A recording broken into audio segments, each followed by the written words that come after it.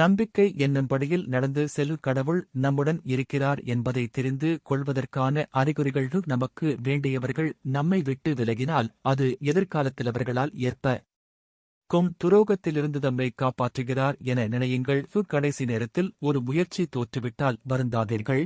ஒருவேளை அந்த முயற்சி ஜெயித்து இருந்தால் அது பின்னால் பெரும் பிரச்சனையாக மாறி இருக்கலாம். வாழ்க்கை உங்களை கீழே தள்ளினால் அந்த வலியும் வேதனையும் தான் முன்னைவிட அதிக வலிமை உள்ள ஆளாக மாற்றப் போகிறது. நீங்க தனிமையில் இருக்க வேண்டிய சூழ்நிலை வந்தால் அது உலகத்தின் சத்தத்தை தவிர்க்கத்தான். அப்போதுதான் மற்றவர்கள் சொல்வதை கேட்காமல் உங்கள் மனசு சொல்வதை கேட்பீர்கள். எவ்வளவு கெஞ்சியும் சில உறவுகள் கிடைக்கவில்லை என்றால் நமக்கு பின்னால் அவர்கள் பேசிய பேச்சுக்களை கடவுள் கேட்டுவிட்டார் என்பதுதான். உன்னை பற்றி யோசிக்க நீ வணங்கும் கடவுள் இருக்கிறார் என உணர்வு. உன்னை சுற்றி நடக்கும் எல்லாமே கவனிக்கப்படுகிறது. உன் உழைப்பிற்கு எல்லாமே உன்னை தேடி வரும். இனிமே உனக்கு வெற்றி மட்டும் தான். எனவே இறந்த கால வேதனைகளை மறந்து எதிர்கால சிந்தனையை தவிர்த்து நிகழ்கால சந்தோஷத்தை உணர்ந்து வாழ்வாங்க வாழ வாழ்த்து.